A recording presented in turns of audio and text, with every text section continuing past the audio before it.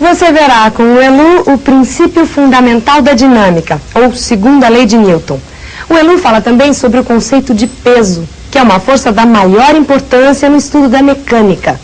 Para ilustrar essas teorias, nós vamos mostrar exemplos bastante interessantes, sempre relacionados com o nosso dia a dia. E também você vê os famosos exercícios de aplicação, que com certeza vão ajudar você na fixação da matéria. É isso aí, garotinho. Estudando muito? Tem que estudar, tem que estudar, tem que estudar. Olha, física é matéria fundamental e mecânica é mais fundamental ainda dentro da física, hein? Não se esqueça disso. Estamos vendo dinâmica, particularmente leis de Newton. Na aula passada falamos da lei da inércia. Lembra? Para variar a velocidade de uma partícula tem que ter força, porque senão ela fica com velocidade constante. E hoje, pessoal, vamos continuar falando do grande Sir Isaac Newton. Isaac Newton, cientista inglês, você lembra? Viveu lá no século XVII, no século XVIII, por aí, né? Grande Isaac Newton, o sucessor de Galileu, né? Aliás, curiosamente, Isaac Newton nasceu no mesmo ano que Galileu morreu, o histórico ano de 1642. Ele foi o grande continuador da obra de Galileu Galilei. Isaac Newton, né? Hoje, pessoal, o tema da aula é a segunda lei de Newton, princípio fundamental da dinâmica. E vamos falar também de peso de um corpo, não é? Peso de um corpo e a segunda lei de Newton. Veja bem, segunda lei de Newton, PFD, princípio fundamental da dinâmica. Vamos ver aqui na tela o nosso primeiro cartaz. Você tem aí uma partícula cuja massa vale m, correto? O que vem a ser a massa de uma partícula? É uma medida de sua inércia. Quanto mais inerte é a partícula, maior é a massa. Quanto mais difícil é de variar a velocidade, maior a massa, correto? Seja F, moçadinha, a força resultante que age na partícula, a somatória de todas as forças atuantes. Devido a F, a partícula adquire na mesma direção e sentido uma aceleração. Então veja bem, lá na cinemática, né, eu falava contigo o seguinte: olha, o carrinho tem uma aceleração de 5 metros por segundo ao quadrado, lembra? Só que eu não te explicava da onde vinha o A, da onde vinha a aceleração. Agora digo para você, a aceleração é fruto de força. Força, do ponto de vista dinâmico, provoca o quê? A aceleração.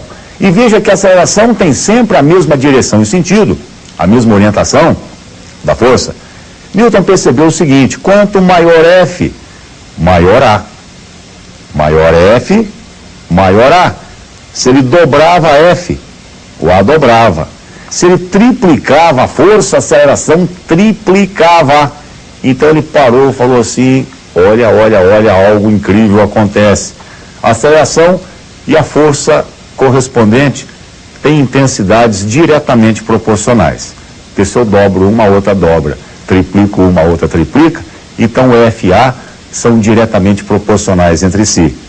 Tudo bem, para transformar a proporcionalidade numa igualdade, faltava uma constante. E quem é a constante dessa proporcionalidade? Nada mais é que a massa do corpo considerado.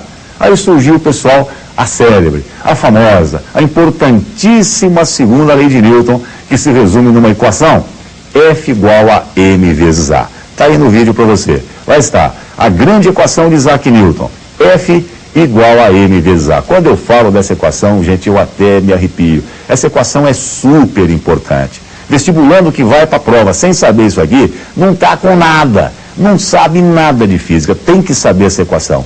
F igual a ma. Isso aqui, vocês nem imaginam a aplicabilidade, a quantidade de situações que dá para encaixar essa fórmula, né?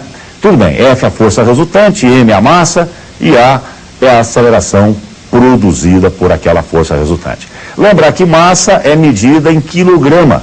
A unidade de massa no SI, Sistema Internacional, é quilograma. Símbolo de quilograma, kg. Para você ter uma ideia concreta, 1 quilograma seria assim a massa de 1 litro de água. Tá? 1 litro d'água tem massa praticamente de 1 quilograma. Aquele litrinho de leite que você compra lá na padaria todas as manhãs, tem massa praticamente igual a 1 quilograma. Tudo bem? Então essa é a unidade SI de massa. Tudo bom. Por outro lado, a aceleração continua medida, como sempre, no SI, em metros por segundo ao quadrado. E a força é expressa em quilograma vezes metro por segundo ao quadrado. Essa unidade denomina-se Newton, numa justa homenagem a Sir Isaac Newton, né? Newton, símbolo é N maiúsculo. Falou, moçadinha? Tá? Tudo bem? É isso aí. Prosseguindo, vamos agora falar de peso. Peso é uma das forças mais importantes da Terra ou da natureza, não é? Da física, da mecânica particularmente. Uma força muito importante, presente em quase todas as questões. Você tem noção de peso, não tem? Você sabe o que é peso? Peso é aquela força com que o planeta Terra, no nosso caso aqui, atrai os corpos para junto dela. Um halterofilista melhor do que ninguém tem uma senhora noção de peso. Pessoal, peso, numa primeira aproximação, é a força gravitacional com que a Terra atrai os corpos para junto de si. Isso é o peso. Então, vamos colocar aqui no vídeo para você a imagenzinha para você ter uma noção mais adequada. Veja bem, está aqui o planeta Terra, lá está um corpo, não é? A uma certa distância do planeta. A Terra atrai o corpo para junto de si, aplicando-lhe uma força P, é o peso. O peso é sempre radial à esfera terrestre e orientado para o centro de massa do planeta, tá? O peso sempre aponta lá para o centro de massa do planeta. Agora, pessoal, como é que eu aplico, como que eu calculo a força peso? Né? Peso, força. Força, você acabou de ver, é M vezes A. Tá bom, então o peso é M vezes G, onde G simboliza o quê? A aceleração da gravidade, não é? A aceleração da gravidade lá no ponto em que o corpo se encontra. Então a fórmula do peso, grave bem, P igual a M vezes G. Peso é uma força, hein? Lembrar que na Terra, a aceleração da gravidade é aproximadamente 9,8 metros por segundo ao quadrado. Tá? Agora, esse valor é aqui para a Terra. Lá na Lua, por exemplo, o G tem outro valor. Lá na Lua, a gravidade é menor. É aproximadamente 1/6 da nossa gravidade.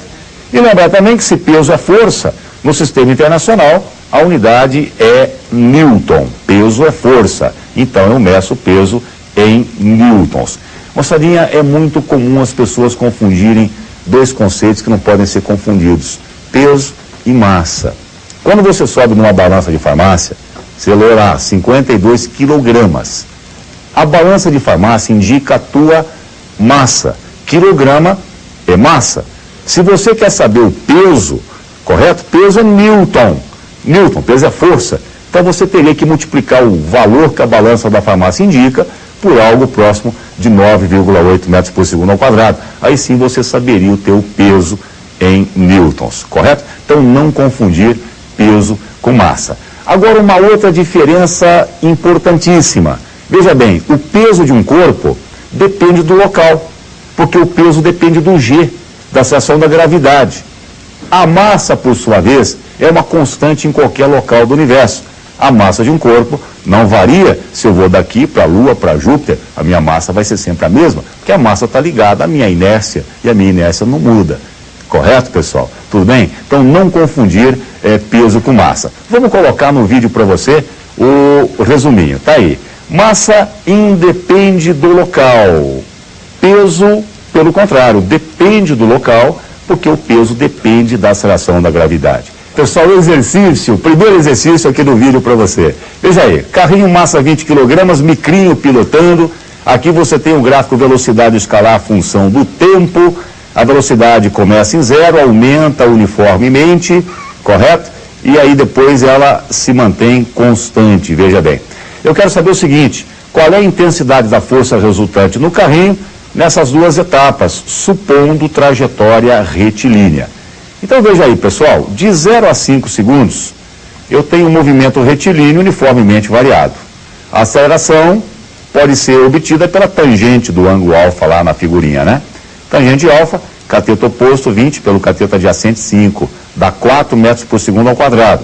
Por isso, a força resultante no carrinho, F igual a MA, olha aí a segunda lei de Newton. F igual a 20 vezes 4, F igual a 80 newtons. A força resultante que acelera o carro. Acelera, micrinho.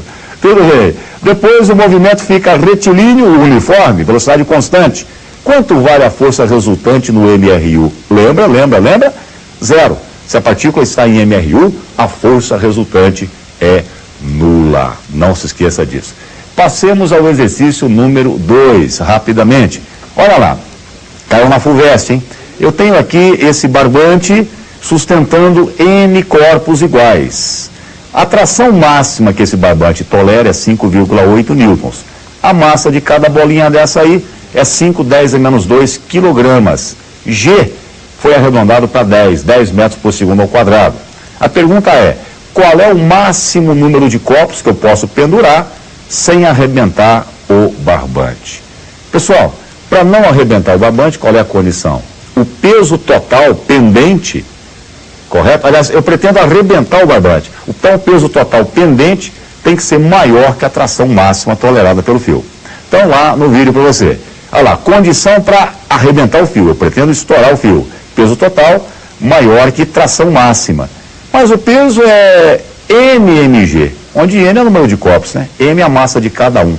Então, NmG maior que tração máxima.